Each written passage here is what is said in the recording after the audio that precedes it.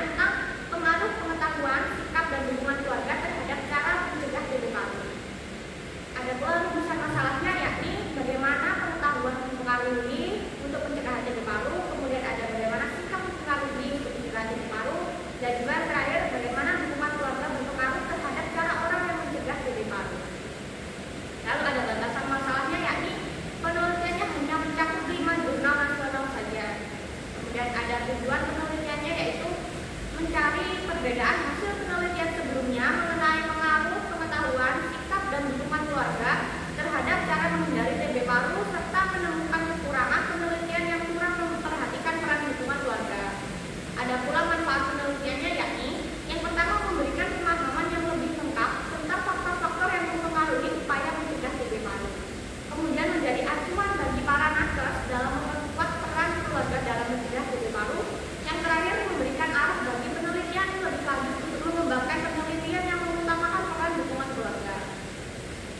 Lalu lanjut ke bab 2, yaitu ada yang pertama kajian teori yang relevan. Ada 3, yakni pengetahuan, sikap, dan hubungan keluarga. Lalu penelitian terdahulu rumusnya, yakni ada yang pertama Safarudin dan Muhammad pada tahun 2023 menemukan hubungan yang signifikan antara pengetahuan, sikap, dan perilaku pencegahan TB paru di Puskesmas Palaka. Ada pula dari Amalia dan kawan-kawan pada tahun 2021 menemukan bahwa sikap adalah faktor yang berpengaruh signifikan terhadap perilaku pencegahan TB paru di Purwokerto Timur.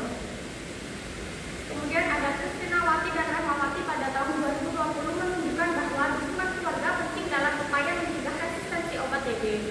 Kemudian pada penelitian Arodah dan Setiadi pada tahun 2023 menunjukkan bahwa dukungan keluarga, pengetahuan, dan sikap berpengaruh terhadap niat melakukan pemeriksaan TBC.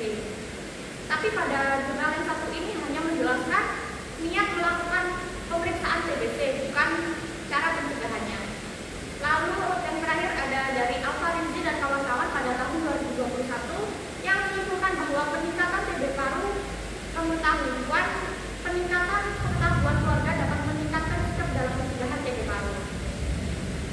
Lalu ada kerangka konsep penelitiannya.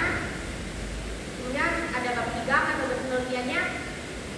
Ada jenis dan desain penelitiannya yang saya gunakan, yakni pendekatan kualitatif dengan desain studi, pustaka atau literatur review yang bersifat deskriptif dan kooperatif.